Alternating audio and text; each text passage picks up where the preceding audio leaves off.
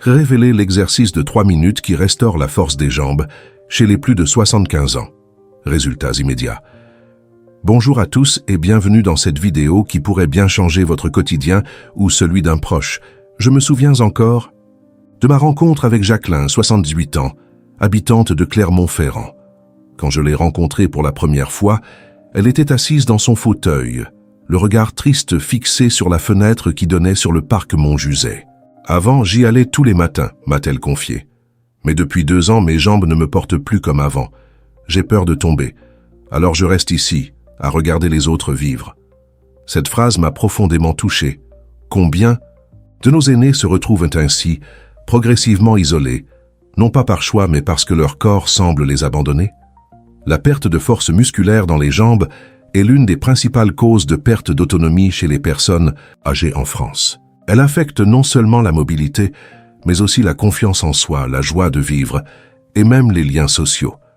Je pense aussi à Michel, 82 ans, de Lyon, qui a dû renoncer à son jardin partagé dans le quartier de la Croix-Rousse, sa passion depuis sa retraite de la SNCF. Ou à Monique, 76 ans, de Bordeaux, qui ne peut plus accompagner ses petits-enfants au marché des Capucins comme elle aimait tant le faire. Mais aujourd'hui, je vais partager avec vous une découverte qui a transformé la vie de Jacqueline, de Michel, de Monique, et qui pourrait transformer la vôtre ou celle de vos proches. Un exercice simple, accessible, qui ne prend que 3 minutes par jour, et qui a montré des résultats remarquables pour restaurer la force des jambes, même chez les personnes de plus de 75 ans. Des résultats que vous pourrez commencer à ressentir dès les premières semaines. Ce que je vais vous révéler n'est pas un remède miracle sorti de nulle part. C'est une approche basée sur les dernières recherches en gériatrie et en physiologie du vieillissement, adaptée spécifiquement pour les seniors français, prenant en compte nos habitudes, notre mode de vie et nos réalités quotidiennes. Je vais vous expliquer précisément comment cet exercice fonctionne, pourquoi il est particulièrement efficace pour les personnes âgées, comment l'adapter à différentes conditions physiques et surtout, comment l'intégrer facilement dans votre quotidien sans bouleverser vos habitudes.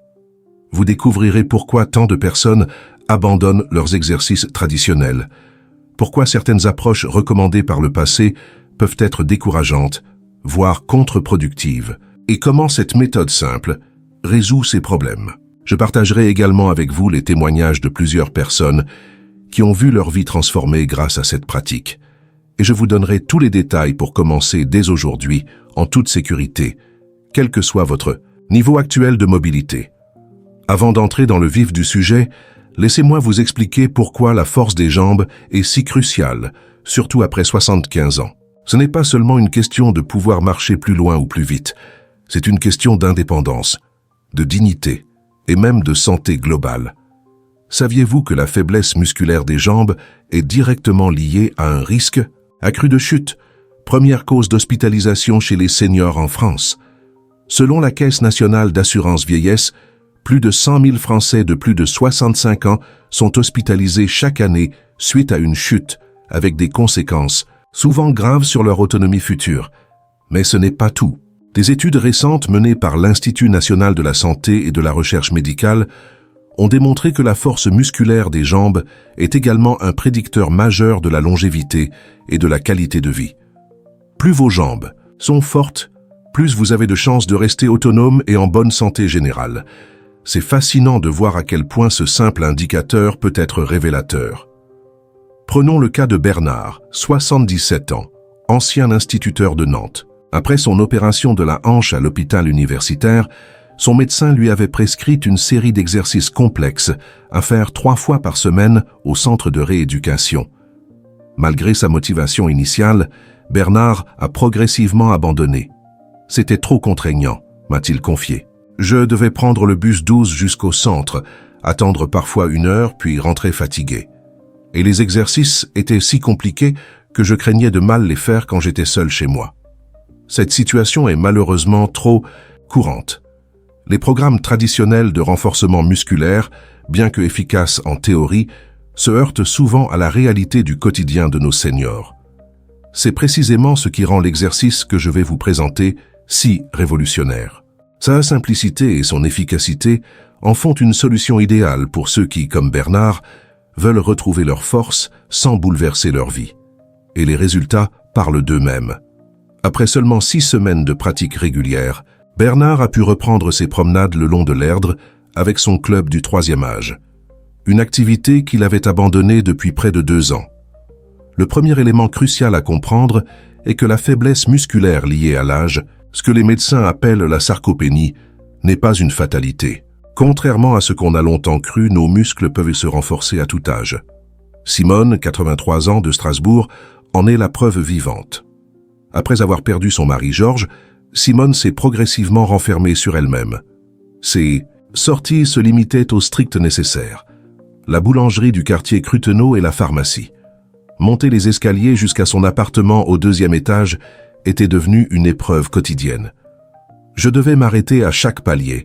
Le souffle court, les jambes tremblantes, raconte-t-elle. Son médecin traitant s'inquiétait de cette perte rapide de mobilité et avait même évoqué un possible déménagement en rez-de-chaussée, voire à terme un placement en EHPAD si sa situation continuait à se dégrader. C'est sa petite fille, Lucie, qui lui a parlé de cet exercice simple qu'elle pouvait faire chez elle. Sceptique au début, Simone a néanmoins décidé d'essayer pour faire plaisir à Lucie, dit-elle avec un sourire. 3 mois plus tard, non seulement Simone monte ses escaliers sans s'arrêter, mais elle a repris ses cours de peinture à la maison de quartier, à 15 minutes à pied de chez elle. Ce qui me fait le plus plaisir, c'est de pouvoir à nouveau m'accroupir pour jardiner sur mon balcon. Mes géraniums n'ont jamais été aussi beaux. L'exercice en question est une version adaptée et optimisée de ce qu'on appelle l'assis debout, ou en termes plus techniques, le sit to stand. Il s'agit simplement de se lever et de s'asseoir d'une chaise, mais avec une méthodologie précise qui en maximise les bénéfices tout en minimisant les risques. Cela peut sembler trivial, mais c'est en réalité l'un des mouvements fonctionnels les plus complets qui existent. Il sollicite simultanément les quadriceps, les ischio-jambiers, les fessiers et les muscles du bas du dos, précisément les groupes musculaires essentiels pour la mobilité quotidienne et la prévention des chutes. Voici comment pratiquer cet exercice de manière optimale. Commencez par choisir une chaise stable, idéalement avec des accoudoirs pour les débutants. Une chaise de cuisine ou de salle à manger est généralement parfaite. Assurez-vous qu'elle ne glisse pas sur votre sol. Placez-la contre un mur si nécessaire. Pour Jacqueline, nous avons utilisé sa chaise préférée en chêne massif, celle qui lui vient de sa mère, originaire du Cantal. Ça me donne du courage de savoir que maman s'y asseyait aussi à mon âge, m'a-t-elle confié. Asseyez-vous sur le bord avant de la chaise, les pieds bien à plat sur le sol, écartés à la largeur des hanches. Vos genoux doivent former un angle de 90 degrés environ. Gardez le dos droit, les épaules détendues. Raymond, 80 ans, ancien facteur de Lille, place toujours une petite serviette pliée sur sa chaise pour améliorer son confort. C'est un détail, mais qui peut faire toute la différence dans la régularité de la pratique. L'exercice se décompose en 3 phases, la préparation, l'action et le contrôle. Dans la phase de préparation, prenez une profonde inspiration en inclinant légèrement le haut du corps vers l'avant. C'est un mouvement naturel qui prépare votre corps à se lever.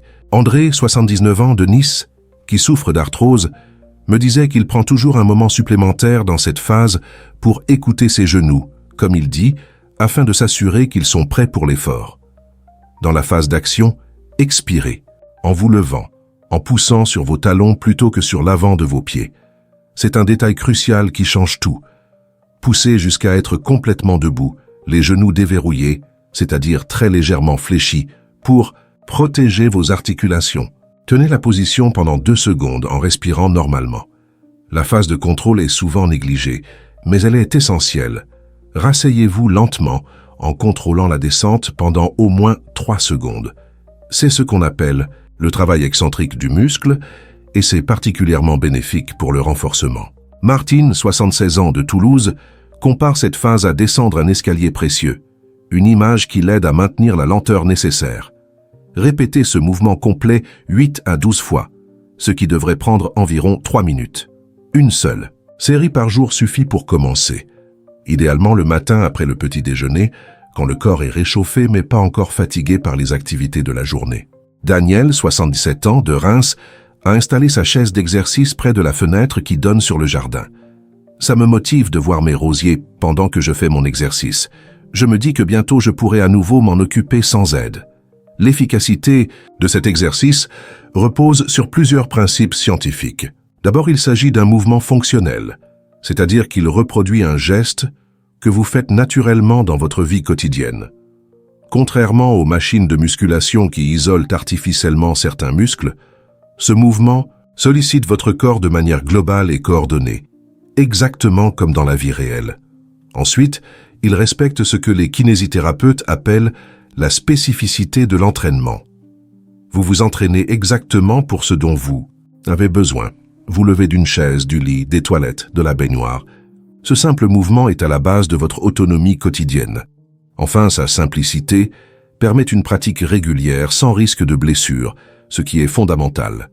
Comme me l'expliquait le docteur Lambert, gériatre au CHU de Tours, l'exercice le plus efficace n'est pas le plus intensif ou le plus sophistiqué, c'est celui que le patient fera réellement, jour après jour. Parlons maintenant des adaptations possibles, car chacun est différent, avec ses capacités et ses limitations propres. Si vous avez des difficultés à vous lever sans aide, commencez par utiliser les accoudoirs de la chaise. Nicole, 85 ans, de Grenoble, qui souffre d'une polyarthrite rhumatoïde, a commencé ainsi. Progressivement, à mesure que ses forces revenaient, elle a pu se passer des accoudoirs. D'abord pour se lever, puis également pour se rasseoir. Si au contraire l'exercice vous semble trop facile, vous pouvez le complexifier. Henri, 76 ans, ancien moniteur de ski de Chamonix, a progressivement augmenté la difficulté en utilisant une chaise plus basse, puis en tenant un livre contre sa poitrine, et finalement en réalisant l'exercice plus lentement, particulièrement dans la phase de descente. C'est comme quand j'apprenais à mes élèves à contrôler leur descente sur les pistes noires, plaisante-t-il. Une autre adaptation importante concerne les personnes souffrant d'arthrose du genou, un problème courant en France où plus de 60% des plus de 75 ans sont touchés selon la Société française de rhumatologie.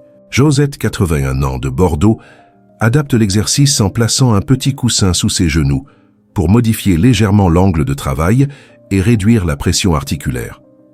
Son rhumatologue a validé cette adaptation qui lui permet de pratiquer sans douleur.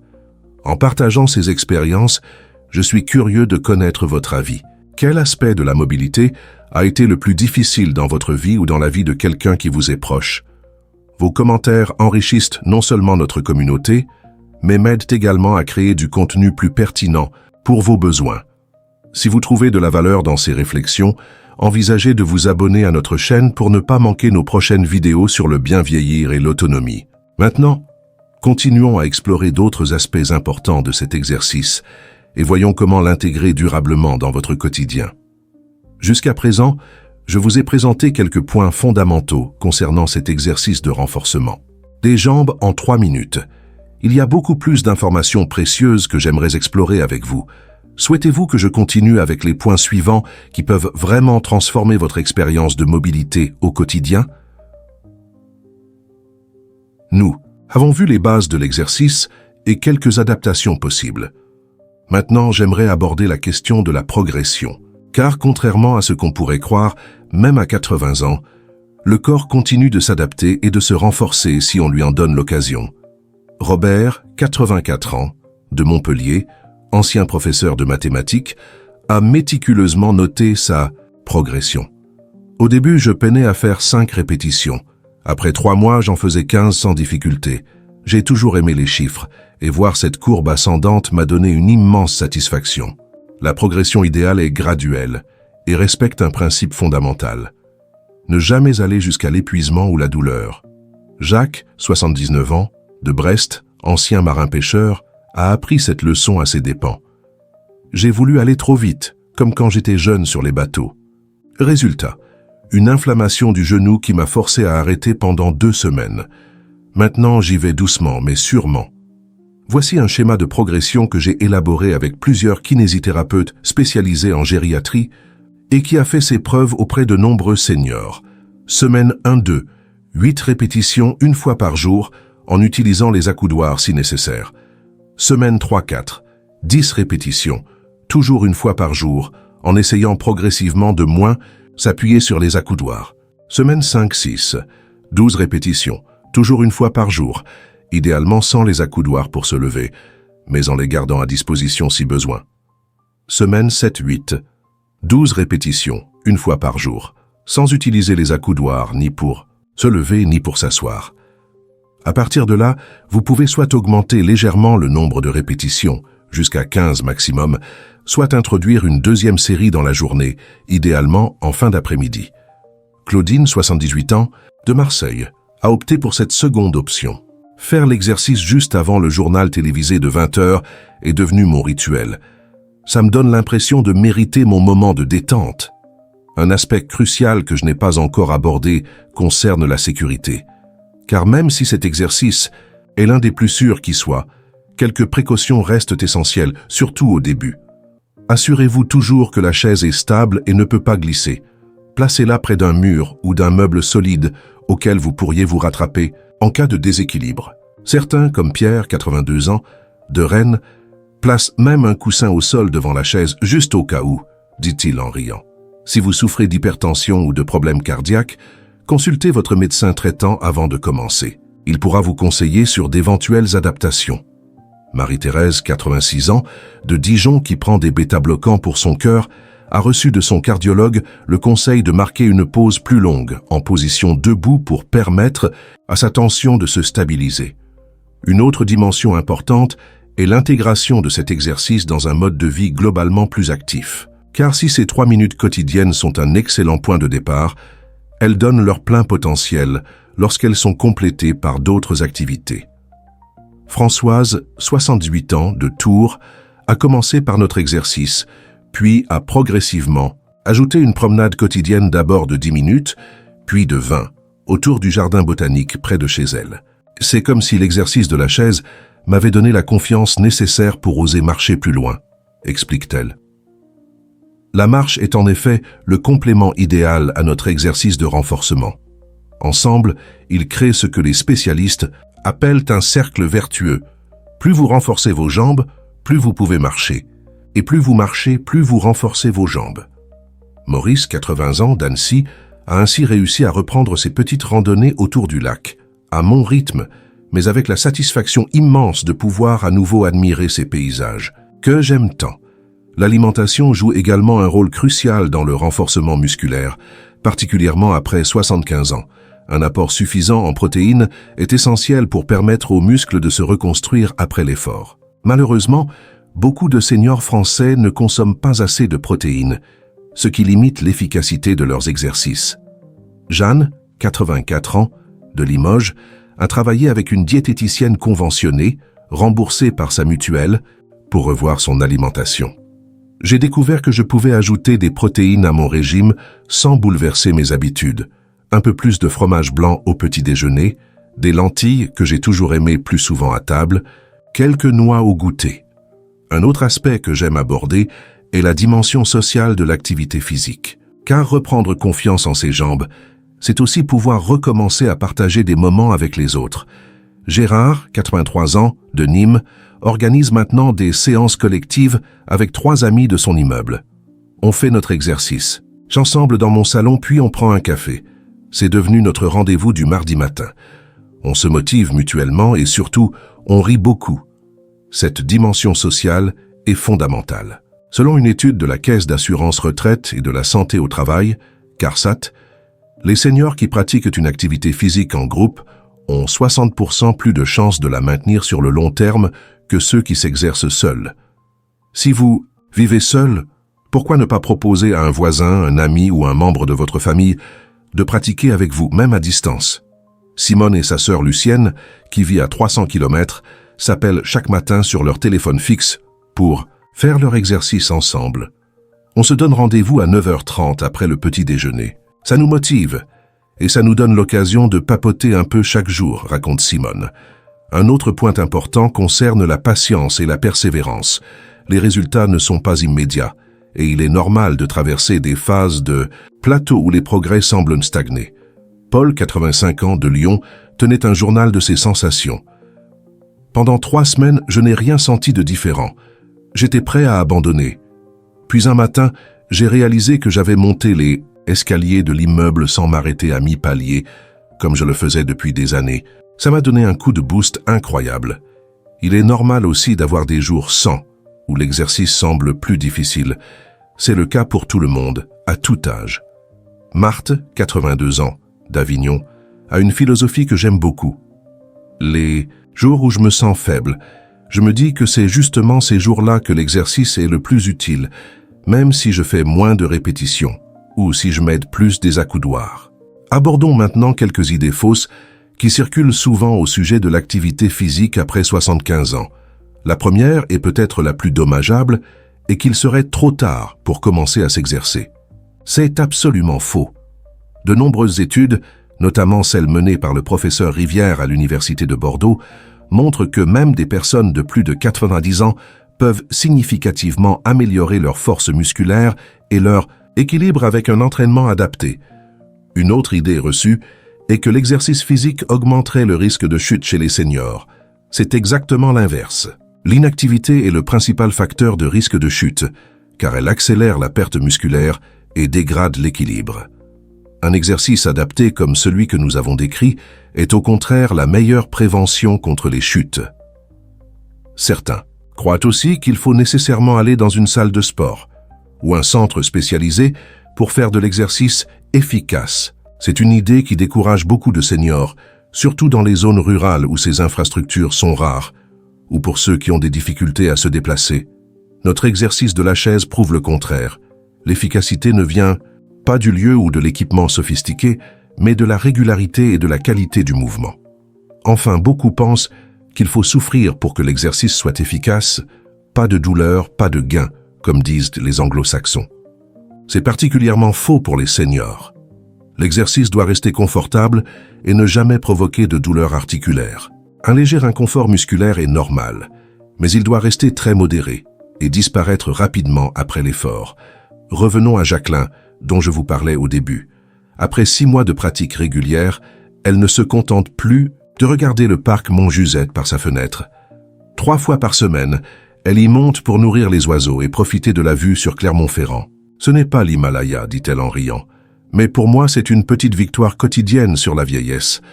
Ce témoignage me touche particulièrement car il illustre l'objectif ultime de cet exercice. Non pas développer des muscles impressionnants ou battre des records, mais simplement retrouver la liberté de mouvement, cette autonomie précieuse qui permet de continuer à vivre pleinement, à son rythme, selon ses envies. J'espère que ces réflexions et expériences partagées vous ont apporté une nouvelle perspective sur la possibilité de retrouver ou maintenir la force de vos jambes, même après 75 ans. Si un point particulier a résonné en vous, ou si vous avez d'autres stratégies qui ont fonctionné dans votre parcours, n'hésitez pas à les partager dans les commentaires ci-dessous.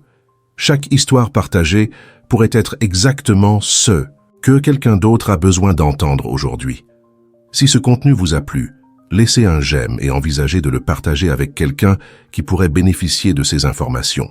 Votre participation aide notre communauté à grandir et me permet de continuer à créer du contenu significatif sur les défis et les joies de cette phase de la vie. Merci de m'avoir rejoint aujourd'hui et j'espère vous revoir dans notre prochaine vidéo sur les exercices simples pour maintenir la souplesse du dos et des épaules après 70 ans.